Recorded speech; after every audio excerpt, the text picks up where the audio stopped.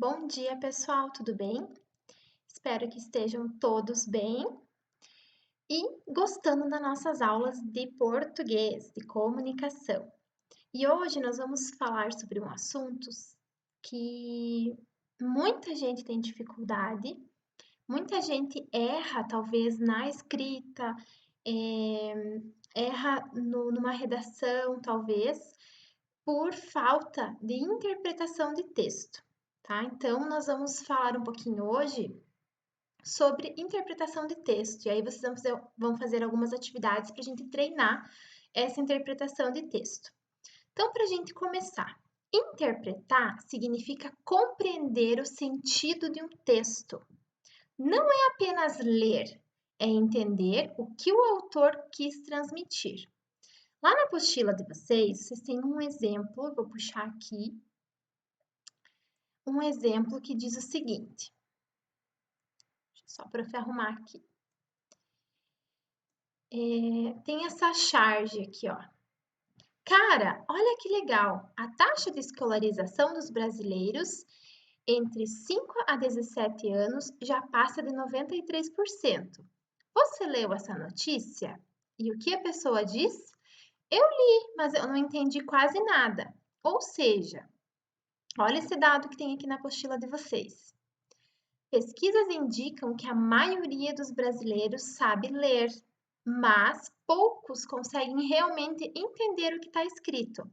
Por isso, nesse tema, a gente vai estudar a melhor forma de interpretar bem tudo o que a gente lê. Viu que legal? Viram que interessante? Pessoal, então é o seguinte. Aqui, pronto. Vamos voltar à nossa tela. Quando a gente lê um texto, a gente sempre tem que. A dica que a prof dá para vocês, que é o que eu faço quando eu estou lendo um texto, quando eu preciso tirar informações daquele texto, tá? A primeira coisa é a seguinte: tenham ali um lápis, uma caneta, um rascunho e vão marcando partes desse texto, principalmente quando ele é um texto grande, né? Quando ele é um texto com um enunciado grande ou o próprio texto é grande. E eu costumo ainda explicar aquele texto para mim mesma. Ou seja, será que eu estou entendendo? Quando eu estou explicando o texto para mim mesma, eu estou interpretando, né? Eu estou tentando ver se realmente eu entendi. Então, assim, qualquer texto que vocês forem ler, se for um enunciado de uma questão, se for uma frase, se for um parágrafo, se for um texto grande, pequeno, sempre tenham isso em mente. Expliquem esse texto. Expliquem essa parte, né? Ah, prof, não dá para falar ali no meio de gente, não tá sozinha? Tenta mentalizar uma explicação para isso que você acabou de ler, tá? Essa é uma dica que a professora usa também quando ela está lendo, tá? E aí, dentro de um texto, sempre vai ter a ideia central e ideias secundárias. Então, algumas ideias, elas acrescentam informação ao texto para comprovar a ideia principal. Essas ideias, que estão organizadas em torno de uma ideia central, elas comprovam, elas exemplificam, elas ampliam, que são chamadas de ideias secundárias. Então, todo texto, todo parágrafo, toda frase, né, enfim, tem uma ideia central, que é realmente o assunto daquele texto. Pensem, pessoal, isso é uma dica para leitura e isso é uma dica para escrita. Eu tenho um tema para escrever. Qual é a ideia central que eu tenho sobre esse tema? Qual é a palavra-chave? Qual é a frase principal, a ideia principal? Depois disso, a gente pode enumerar várias ideias secundárias que vão complementar. Se a gente está escrevendo, nós vamos pegar cada uma dessas ideias secundárias e exemplificar, explicar, introduzir no meu texto para comprovar ou para deixar mais rica ainda a minha ideia central, ok? Aí nós temos também ideias explícitas e ideias implícitas, tá? Ideias explícitas são ideias que estão claramente escritas no texto, então estão ali aparecendo no texto, tá exatamente escrito aquilo que a gente viu que é a ideia explícita, que é a ideia do texto.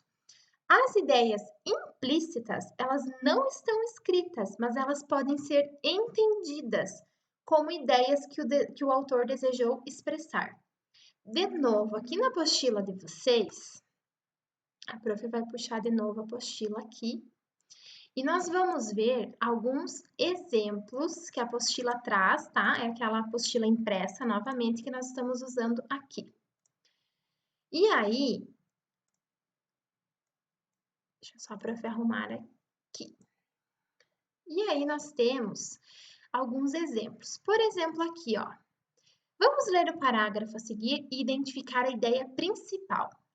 Então, esse exemplo que a prof vai mostrar para vocês é o seguinte: o estudo constante é fundamental para o homem se tornar cada vez melhor em sua atividade profissional. Ao estudar, a pessoa aprende novas formas de trabalhar, a importância do seu trabalho para todo o planeta e como fazer melhor o que já faz. Para você, qual a ideia principal do texto? Se você escreveu algo relacionado à importância do estudo para o trabalhador, acertou em cheio. Agora, nós vamos ver um outro exemplo. Então, aqui dá pra, claramente está ali a ideia principal, certo? Ideias secundárias é quando eu vou complementar. Então, por exemplo, esse texto abaixo aqui do Ministério Público, ó, ele colocou aqui vários dados sobre o Ministério Público. Depois vocês podem ler ali na apostila de vocês. Então, ele começou falando: o Ministério Público Federal em Mato Grosso recomendou ao Instituto de Defesa Agropecuária que não autorize a importação e aplicação de agrotóxicos que contenham o ingrediente benzoato de emamectina para o combate à lagarta Helicoperva armígera. Aí ele vai falar ali, ó, os estudos científicos comprovam que essa substância é extremamente tóxica ao organismo do ser humano e blá, blá, blá. Tudo isso, pessoal, que vem depois aqui, ó, tudo isso aqui são ideias secundárias, ou seja, por que o Ministério Público está proibindo a aplicação desse ingrediente, desse agrotóxico? Porque estudos comprovaram, porque teve alguma ação extremamente agressiva, porque ele, enfim, ele complementou. Tá? Então vejam, eu poderia apenas ter falado o primeiro parágrafo, que é a minha ideia central, é o que eu quero informar, que o Ministério Público colocou ali que recomendou, né, que não utilize mais aquele agrotóxico. Mas para comprovar e para explicar o porquê disso, eu coloco ideias secundárias, que não são menos importantes, ok? Viram que legal? E aí, pessoal, fica fácil vocês entenderem o texto e se vocês estiverem escrevendo, já é uma dica para vocês construírem essas ideias secundárias, ok? Então, aqui nós vamos lá para a próxima página das ideias explícitas e das ideias implícitas. Então, vamos para este exemplo aqui. Observe o texto a seguir para entendermos bem o assunto das ideias implícitas e explícitas. Li que a espécie humana é um sucesso sem igual na natureza. Nenhuma outra com uma proporção parecida de peso e volume se iguala à nossa em termos de sobrevivência. E tudo se deve à agricultura. Como controlamos a produção do nosso próprio alimento, somos a primeira espécie na história do planeta a poder viver fora de seu lugar de nascimento. Isso nos permitiu andar pelo mundo e conhecer novas pessoas, e isso nos salvou da extinção. Bichos de tamanho equivalente não conseguiram sucesso assim. É por isso que não temos mudado muito, mas também é por isso, né? Mas também não desaparecemos. Então vejam, pessoal. Quais são as ideias explícitas desse exemplo aqui? Que a espécie humana tivesse outro peso e volume, com certeza não teria sobrevivido. Que a história da espécie humana poderia ser outra se não houvesse agricultura. Que as grandes mudanças que ocorrem no homem permitiram que ele se adaptasse e que ele sobrevivesse. Porém, Dá para entender também?